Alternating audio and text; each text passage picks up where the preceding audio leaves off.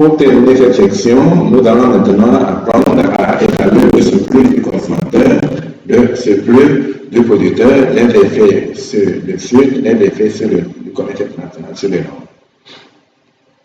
Voilà, donc nous avons devant nous deux graphiques, l'un représentant le marché de la toile du nord et en bas le marché de la toile du sud. Nous voulons évaluer le surplus du producteur, le surplus du consommateur, et ainsi de suite. Voilà, donc nous rappelons ce que c'est qu'une courbe de demande et une courbe d'offre. En fait, une courbe de demande représente en fait le lieu géométrique des avantages marginaux. Qu'il s'agisse de la courbe de demande ou de la courbe d'offre, les lieux géométriques de ces courbes, les lieux géométriques de ces points de production ou de consommation représentent les avantages marginaux, soit pour la demande, les avantages marginaux que tirent les consommateurs de leur achat d'une unité du produit considéré. Et pour les producteurs, chaque point de la courbe d'offre représente un avantage marginal, c'est-à-dire l'avantage qu'un producteur tire de sa production et de la vente d'une unité de bien considéré. Parce que, en fait, à chaque point de consommation, le consommateur, soit il a un avantage marginal nul, au cas où le prix, son prix de réserve est égal au prix de vente du marché. Il pourrait avoir aussi un écart entre son prix de réserve et le prix auquel le bien est vendu sur le marché. Dans ce cas-là, il y a un avantage marginal. Il en est de même pour la production. Pour le producteur, quand il vend un produit donné, soit le produit est vendu sur le marché à son coût marginal. Dans ce cas-là, l'avantage marginal est nul, puisqu'il n'y a pas d'écart entre le prix auquel il a produit le bien et le coût auquel il a produit le bien et le prix de vente sur le marché. Mais s'il y a un écart positif entre le prix auquel le coût auquel il a fabriqué ce bien et le prix de marché, alors il y a un avantage marginal. Donc, finalement, la courbe de demande matérialise les avantages marginaux des consommateurs, alors que la courbe d'offre représente les avantages marginaux des producteurs. Voilà. Donc, qu'est-ce qu'un prix de réserve et qu'est-ce qu'un surplus du consommateur? Si on connaît un prix de réserve, on déduit facilement le surplus du consommateur.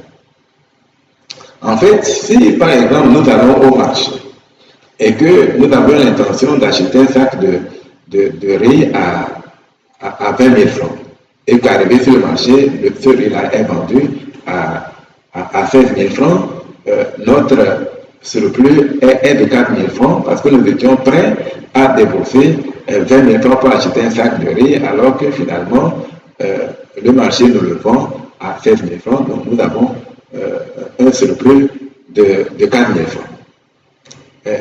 La chose est complètement inversée pour le producteur. Si un producteur va sur le marché pour vendre son sac de riz à 16 000 francs et arrivé sur le marché, il se rend compte que le sac de riz est vendu à 20 000 francs, alors son surplus est de 20 000 moins 7 000 égale à 4 000 francs. Voilà ce que c'est que le surplus du consommateur ou le surplus du producteur. Voilà, donc en autarcie, nous allons évaluer les situations autarciques des deux pays et les comparer à celles de libre-échange. En autarcie, le Nord produisait et consommait à ce point. Donc nous pouvons évaluer le surplus du consommateur en autarcie dans le Nord. Pour le surplus du consommateur dans le Nord est obtenue en faisant la somme des avantages marginaux, puisque la Cour nous demande de prendre les avantages marginaux privés des consommateurs. Donc, si nous faisons la somme des avantages marginaux à chaque unité consommée, nous avons le surplus du consommateur. Voilà. Donc, cela est obtenu en faisant la différence entre le prix de réserve le plus élevé possible et le prix réel du marché. Donc, ici, si nous supposons que c'est 4 blés, alors, si quelqu'un achète une unité de tissu à 2 blés, alors qu'il était prêt à l'acheter à 4 blés, 4 boîtes de blé, dans ce cas-là, il a un avantage marginal de 2 blés. Voilà. Donc, finalement, pour obtenir le surplus du consommateur, nous faisons la différence entre le prix de réserve et le prix effectif du marché. Donc, ce surplus est égal à cette surface-là. Donc, l'ensemble des consommateurs va acheter les 40 boisseaux de blé en autarcie et débourser 40 fois 2B, donc tout ceci représente le coût d'achat par les consommateurs du Nord pour empocher ce surplus du consommateur. Là, le surplus du consommateur en autarcie est égal à ce surface petit c. Maintenant, en libre-échange, le prix du tissu va chuter et il va passer de 2 blés à 1 blé. Et ce faisant, les consommateurs de tissu sont prêts à acheter jusqu'à 60 mètres de toile. En achetant 60 mètres de toile, ils vont débourser 60 mètres que multiplie 1 blé. Tout ceci est le coût d'achat des 60 boisseaux de blé achetés par les consommateurs de tissu du Nord. Et ce faisant, le surplus du consommateur est égal à tout ceci. Donc, nous voyons une variation nette du surplus du consommateur matérialisée ici par les surfaces A, B et D. A, la surface A, c'est celle-là. La surface B, c'est celle-là. Et la surface D, c'est celle-là.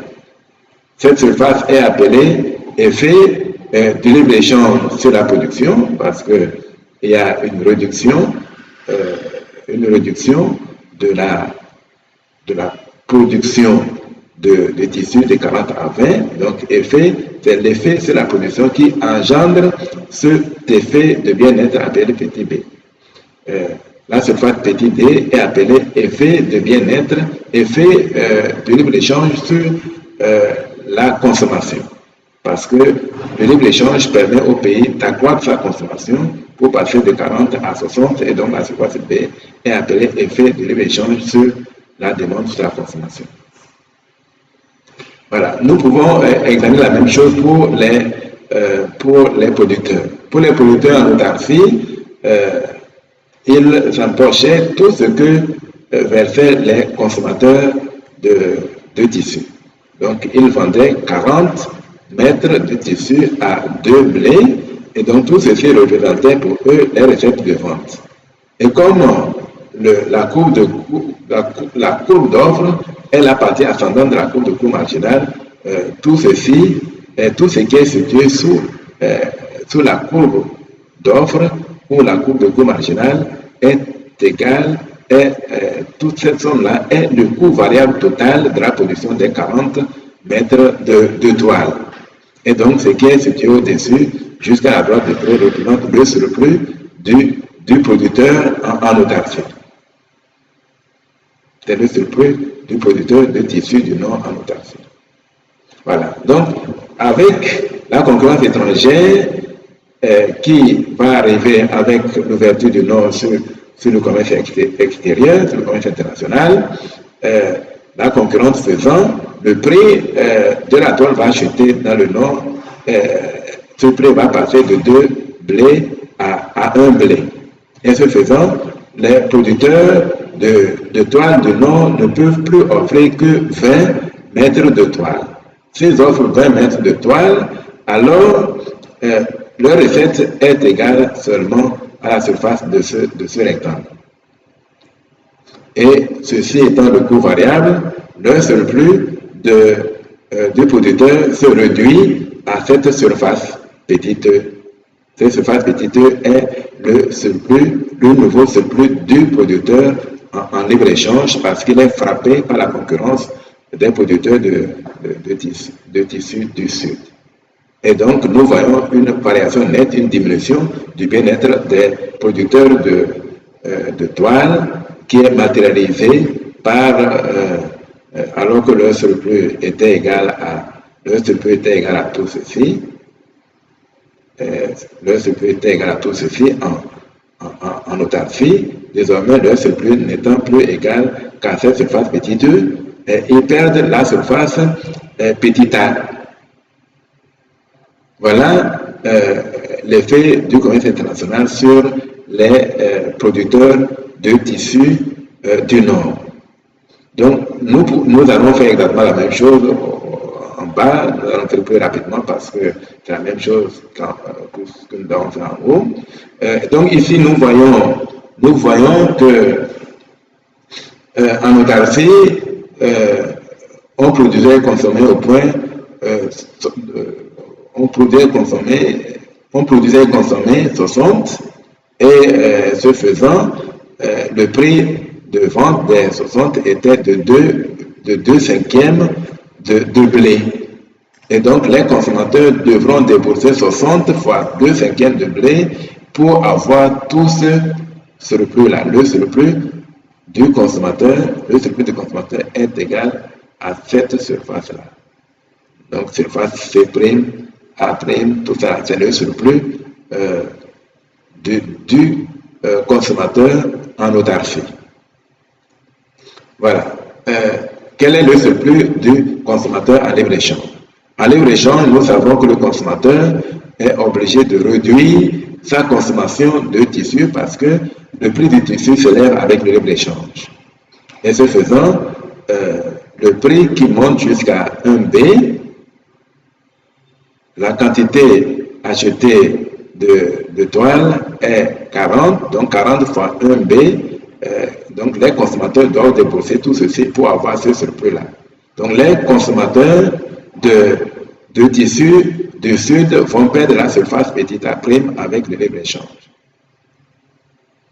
Voilà. Pour les producteurs, c'est l'inverse, parce que le prix de la toile augmente avec le libre-échange. En autarcie, les producteurs de toile produisaient 60 et les vendaient à 2 cinquièmes de blé. Et donc tout ceci était considéré comme étant les recettes de vente des 60 mètres de blé produits par les producteurs du Sud. Et donc ceci étant le coût variable total, ceci était le surplus du producteur en autarcie. Avec le libre-échange, les producteurs de tissus du Nord vont augmenter leur production puisque le prix de la toile augmente. Ils vont produire jusqu'à 80 pour vendre au prix de 1B. Donc tout ceci va représenter le surplus, enfin les recettes de vente des producteurs de toile du Sud. Et comme d'habitude, ceci étant le coût variable total, tout ce qui est là représente le surplus du producteur en libre-échange. Donc sa situation s'améliore de façon significative. Voilà, donc à ce niveau-là, nous pouvons évaluer le surplus du producteur ou la variation du surplus du producteur avec le libre-échange. Donc ce surplus a augmenté des surfaces A', D' et B'. Voilà. Donc, le surplus du producteur s'est amélioré avec le libre-échange puisque le prix de la toile a augmenté. Donc, ceci, nous devons faire attention par rapport au graphique du haut, ce n'est pas la même chose. Ici, nous avons, c'était D était de ce côté-là, D revient à ce côté parce que D est l'effet du libre-échange sur la consommation. Nous voyons que IFI fait la réduction de la consommation qui a engendré cet effet de bien-être. Donc c'est la réduction de la consommation qui a engendré cet effet de bien-être, donc c'est bien D. Ici, nous avons petit d, c'est l'effet de libre-échange sur la production. Donc la production ayant augmenté de 60 à 80, cela a engendré un effet de bien-être égal à la surface petit b'. Donc voilà ce qu'on peut dire sur les variations de surplus des producteurs et des consommateurs entre l'autarcie et le libre-échange. Finalement, en regardant le cours, vous allez voir comment évaluer les gains nationaux.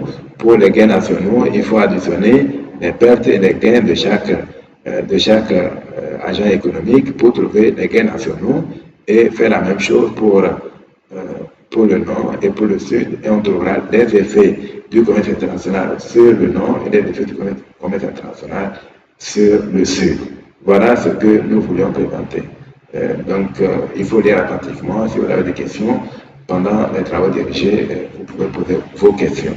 Voilà, c'est fini pour ce chapitre 2.